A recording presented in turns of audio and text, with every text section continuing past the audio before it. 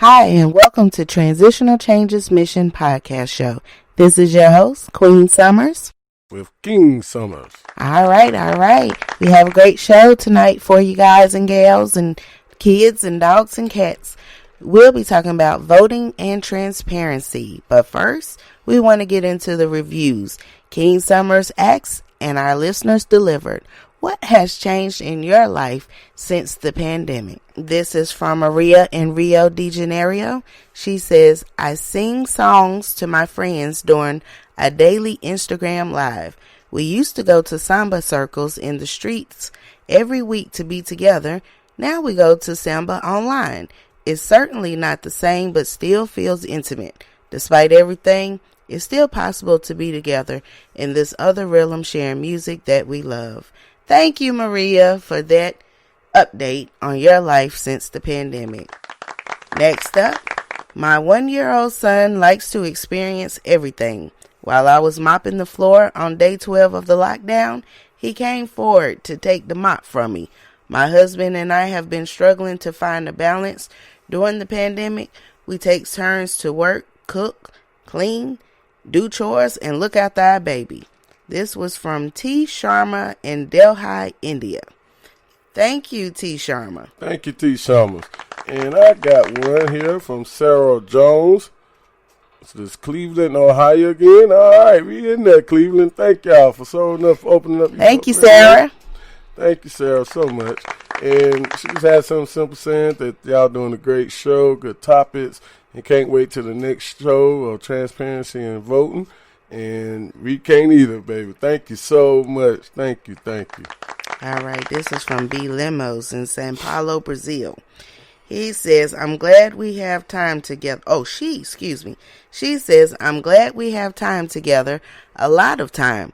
My husband has said this as we fall asleep almost every night since the pandemic.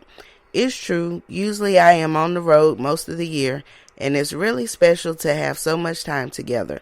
It makes being stuck inside so much more enjoyable. What has changed the most in my life is the lack of personal contact with family members, some are whom are in a high-risk group due to age or health history. The lack of personal contact is also reflected in my photographic work. Social isolation made me distance myself from people who are often the center of my stories. Oh, well, our heart goes out to you as you continue on your journey in your photography work. And we hope that this has created an opportunity for you to look at other things like nature and just use other things as your muse. Yes, thank you. I got one big one right here. This comes from the heart of Transitional Changes Mission. We sent out here thank you to everybody that has opened up their ears to hear us talk, have conversations, having dialogue about everything. And the topics that we specifically chose to introduce ourselves. I say this comment to everybody. I send this to everybody. We love y'all. Thank y'all, because we did not expect to come into the doors and get all this attention and none of that. We just came out with this mission, and that's what Transitional Changes mission is about. We're not here for attention. We are here for action. And Transitional Changes, with the help of y'all writing these comments, with your comments to us and giving us ideas, right. We are embedding everything that y'all are speaking. We are hearing it and seeing it front and center.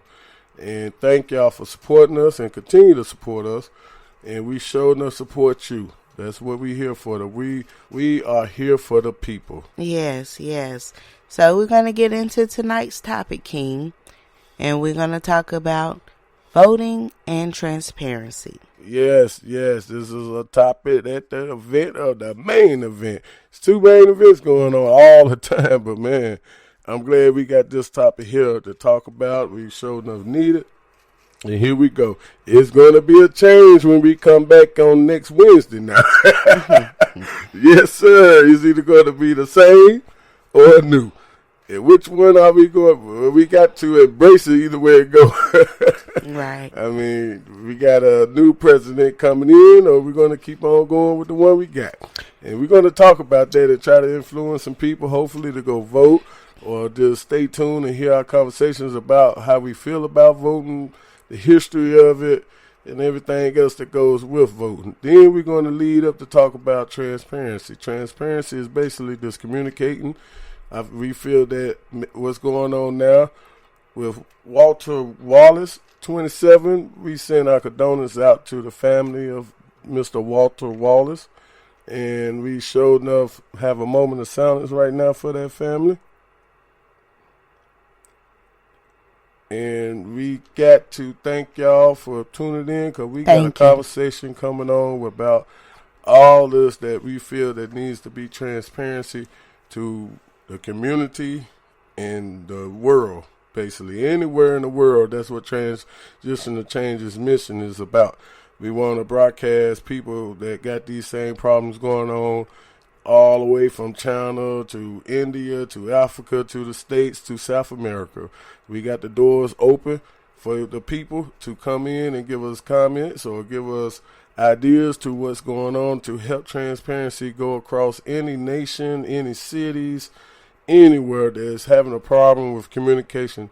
And I think that is one of the main problems that we finna get into right after this break. Thank y'all so much. We love you.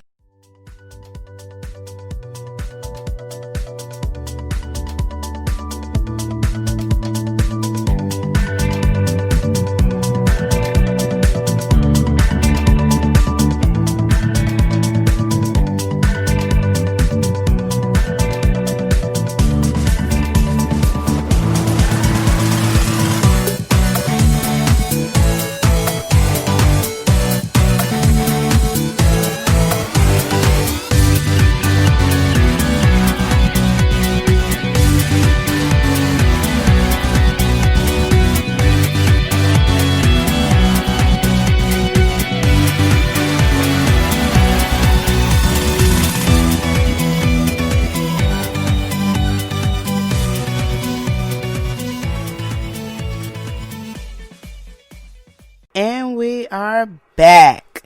So, this is your host, Queen Summers. Thank you for listening. Welcome back. The fate of America's democracy may soon rest on whether its people demand democracy or abandon it. Yeah. Good question there, Queen. So, let me go back to a story that I read. It says, on Election Day 1888, approximately 1 hour after the last vote was cast, 4 masked men burst into a polling place in Plummerville, Arkansas, waving pistols and shouting threats. They forced election officials against a wall, seized the ballot box, and disappeared on horseback into the rainy night. There was nothing random about the heist. Plummerville was a Republican stronghold, a mostly black town in a mostly white county. The gunmen, all white, were prominent local Democrats, including a deputy sheriff. According to late court testimony, after taking the ballot box, the robbers rode to the nearby Democratic stronghold of Morrilton and burnt their prize in a wood stove. When ballots were finally counted, Plummerville's were not among them. Not long after, the Democratic candidate was declared the winner of Arkansas's 2nd Congressional District, which included Plummerville, by just 0.2%. So, Lisa Hines of Johns Hopkins School of Advanced International Studies lists 4 indicators of a potentially compromised election. Manipulation that is pervasive, systematic, deliberate, and widespread.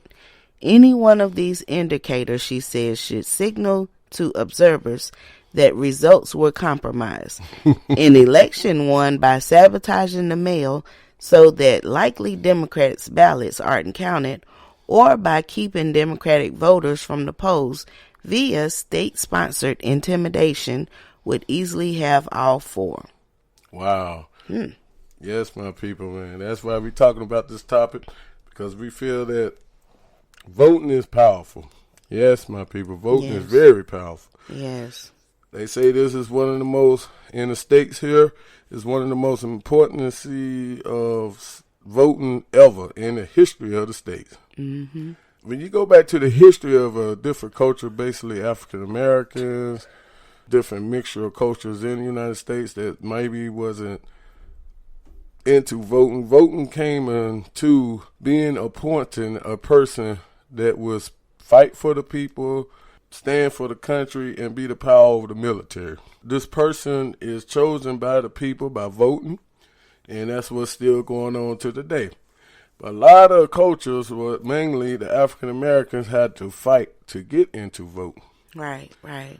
At one point, the states didn't even consider African Americans as a full human being. Mm-mm. They considered them as 3/4 of a human. Mm-hmm. Through the growth of our people fighting, I'm African American myself, but I would say our people fought. A lot of people to this day now hold a respect for that fighting through the civil rights, through all the way to the beginning of voting in America. Right. Some youth don't understand that, or I understand it, but the history of it too has been misled or has not been knowledgeable to majority of the society of the African American. The fighting, and did a lot of people know that it wasn't in 1965 the civil rights movement got the African Americans to vote.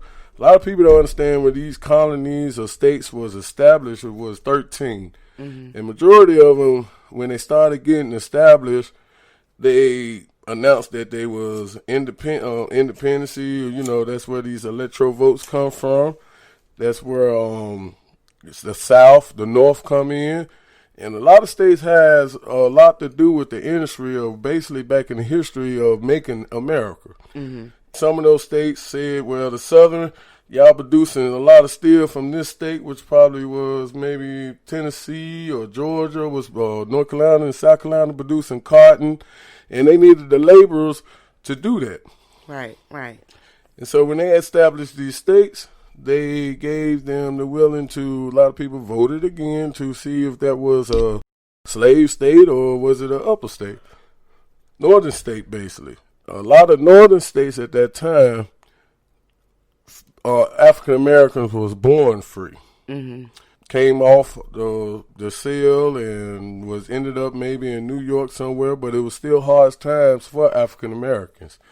But at that time, with some of the African Americans having freedom, they was able to vote all the way into the Reconstruction era of America. Mm-hmm. One thing that was a part of the Reconstruction was you got to understand that it was not just African Americans that was labeled as laborers of the South and the difference of poor and rich. It always been a class in the governments. I mean, in the states.